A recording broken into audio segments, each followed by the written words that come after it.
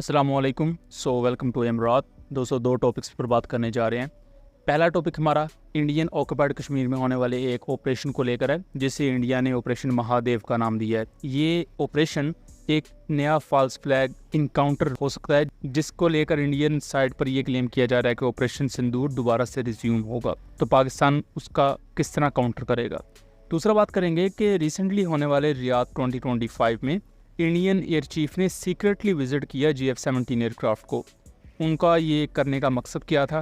पहले टॉपिक की तरफ आ जाएं तो दोस्तों, 28 जुलाई की सुबह को श्रीनगर के हरवान के एरिया में इंडिया की चिनार कोर ये क्लेम करती है कि उन्होंने एक कॉन्टैक्ट इस्टेब्लिश किया है। कॉन्टैक्ट मीन्स के वहाँ कश्मीरी फाइटर्स थे और उनके खिलाफ इंडियन आर्मी ने कार्रवाई का आगाज़ किया है। अभी तक जब मैं वीडियो बना रहा हूँ तो अभी कोई मज़ीद डिटेल्स तो नहीं आई हैं, लेकिन अगर कोई मज़ीद डिटेल्स आएंगी तो हम उसको आगे ऐड कर देंगे। इसको लेकर इंडियन साइड पर ऑफिशियल सतह पर यह क्लेम किया जा रहा है कि जिन लोगों ने पहलगाम अटैक किया था वो यहाँ ट्रैप हुए हैं और उनके खिलाफ एक कार्रवाई का आगाज़ कर दिया गया है और इसे ऑपरेशन महादेव का नाम दिया गया है। जबकि दूसरी तरफ जो थर्ड पार्टी सोर्सेज हैं, आप जिन्हें इंडिपेंडेंट एनालिस्ट कह सकते हैं, वो इस चीज़ को निगेट कर रहे हैं। वो पहलगाम इंसिडेंट के पीछे मौजूद लोग जो इससे पहले 2 से 3 माह हो चुकी हैं इंडिया से नहीं ढूंढे गए, अब अचानक से इंडिया को याद आता है कि नहीं, वो श्रीनगर में मौजूद हैं और इंडिया एनोनिमसली उनके खिलाफ एक ऑपरेशन लॉन्च कर देता है। और अभी तक इसके पीछे क्या सबूत हैं कि वाकई वही लोग श्रीनगर में मौजूद थे और उन्हीं के खिलाफ ऑपरेशन लॉन्च किया गया, वो सबूत भी पब्लिश नहीं किए गए हैं। और जब तक वो सबूत नहीं आते, इंडिया का ये दावा भी काफ़ी ज़्यादा वियर्ड और मुबहम रहेगा, जैसे माजी में रहा है। पहलगाम अटैक के पीछे कौन था, इस पर इंडिया के अपने लोग ही क्वेश्चन उठाते रहे हैं। तुम्हारा इंटेलिजेंस क्या कर रहा था? ये सरकार का फेलियर नहीं है। सरकार तो गई हुई है, मतलब इतना बड़ा आतंकवादी का हमला हुआ, उनकी कुछ पता ही नहीं है। मैं आर्मी में नौकरी की है, जहाँ सलानी मरे है ना, वहाँ मेरी ड्यूटी होती थी। 3 पोस्टें होती थी, एक आर्मी की, एक BSF की, एक CRP की। वो पोस्टों के अंदर में कोई भी आदमी एंटर नहीं होता था, अदर फौजी भी नहीं एंटर होता था वहाँ पे। इतनी सिक्योरिटी वाली चीज है। अमित शाह गया 1 हफ्ते पहले, वो तीनों पोस्ट और आगे आ गया। हफ्ते के बाद एक कांड हो गया। जितने भी कांड हुए हैं, मोदी ने करवाया, अमित शाह ने करवाया। मेरी बात बता देना, काटना मत इसको, गोदी में बात नहीं करना। जो भी काम कराया अभी भी इसका हाथ है, मोदी का हाथ है। और अभी भी अगर पहलगाम वाक़े के पीछे लोगों के खिलाफ ये ऑपरेशन किया गया है, तो अचानक से इंडिया को ये कैसे पता चला कि पिछले 2 से 3 माह में तो उन्हें कुछ पता नहीं चला। इंडियन आर्मी की वहाँ इंस्टॉलेशन थी, इंडियन CRPF की इंस्टॉलेशन थी, इंडियन पुलिस स्टेशन था। वो तीनों एरिया से बड़े आराम से गुजर गए और तब भी पता नहीं चला पहलगाम इंसिडेंट के फ़ौरन बाद। और यहाँ जो ये क्लेम किया जा रहा है कि इसके बाद ऑपरेशन सिंदूर दोबारा शुरू हो जाएगा, अभी मेरा ज़ाती नहीं ख्याल कि इंडिया कोई ऐसी हरकत करेगा। ख़ासतौर पर इंडियन एयरफोर्स तो बिल्कुल भी ऐसा कुछ करने की सोचेगी भी नहीं। उल्टा इंडियन एयरफोर्स इम्प्लिसिटली ये बात कर रही है कि BVR कॉम्बैट में हम पीछे हैं, हमें अभी बहुत सी चीज़ों में तैयारी की ज़रूरत है। ड्रोन वॉरफेयर में इंडिया अपनी नाकामी मानता है। ज़ाहिर बात है, वो ये नहीं कहते कि हम नाकाम हुए हैं, बट वो ये कह रहे हैं कि हमें मज़ीद अभी अपनी तैयारी की ज़रूरत है और उस तैयारी के बाद ही इस ऑपरेशन सिंदूर को रिज्यूम किया जाएगा।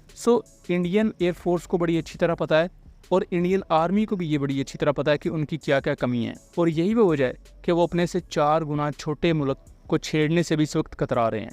उसके बाद दोस्तों, हम दूसरे टॉपिक पर बात कर लें तो रिसेंटली होने वाले रियाद 2025 में हम जानते हैं कि GF-17 एयरक्राफ्ट ने पार्टिसिपेट किया।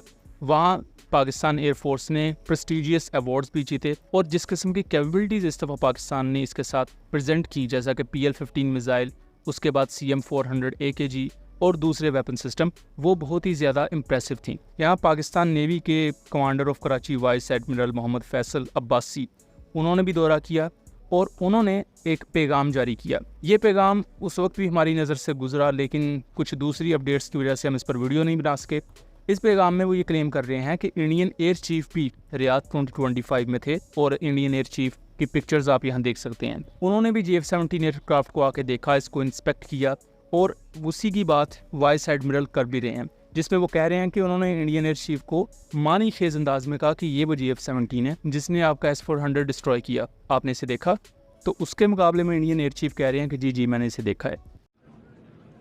सर, आज आप आए हैं यहाँ पे, एटमॉस्फेयर और प्लेन्स कैसा लग रहा है? जी, it is a pride moment for us, Pakistan के लिए ख़ास तौर पे और पर्टिकुलरली पाकिस्तान एयरफोर्स के लिए, कि इधर दुनिया की तकरीबन तमाम बड़ी एयरफोर्सेस आप देख रहे हैं, उनके जहाज़ आए हुए हैं, starting from west to east, जो है ना, यूरोपियन बहुत सारे हैं। और GF-17 is our hero and we are proud to display it in this international is a big international forum. तो बड़ी खुशी है और I think it is proud moment for everybody, all Pakistanis wherever they are, entire nation के लिए कि we are able to display our capability of JF-17 to the world and which are basically the heroes of recent conflict as well.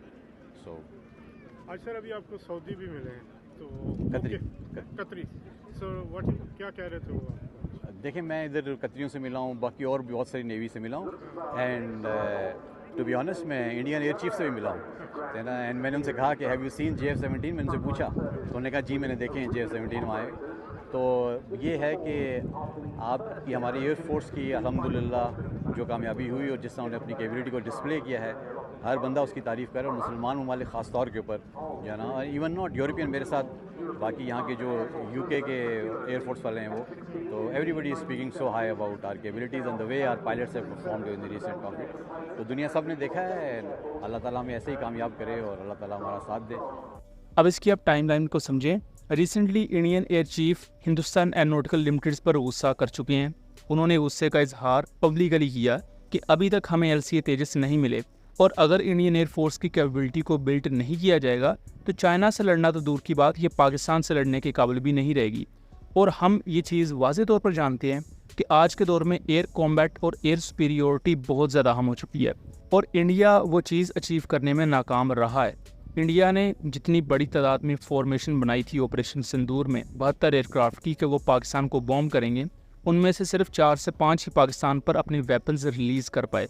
बाकी जितने भी aircraft थे उन्हें वापस मुड़ना पड़ा क्योंकि पाकिस्तान ने उसी रात ही इंडिया के 6 से 7 एयरक्राफ्ट शॉट डाउन कर दिए थे। और सादा अल्फाज में एयर सुपीरियोरिटी का मतलब ये होता है कि किसी की हिम्मत ना हो कि वो अपनी एयरफोर्स लेकर आप पर चढ़ दौड़े या वो अपनी आर्मी के थ्रू आपको इन्वेड करे और उनकी आर्मी को उन्हीं की एयरफोर्स प्रोटेक्ट भी कर रही हो, जिसकी वजह से आपके पास जवाबी कार्रवाई करने का मौका ना मिले।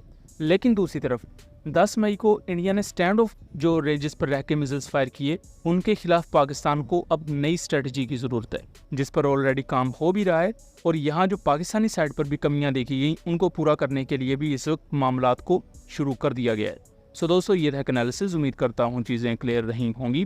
वीडियो पसंद आई हो तो इसे ज़्यादा से ज़्यादा शेयर कीजिएगा ताकि इस तरह की मज़ीद इन्फॉर्मेटिव वीडियोज़ हम आपके लिए लेकर आ सकें। मिलेंगे अगली वीडियो में, तब तक के लिए अल्लाह हाफ़िज़।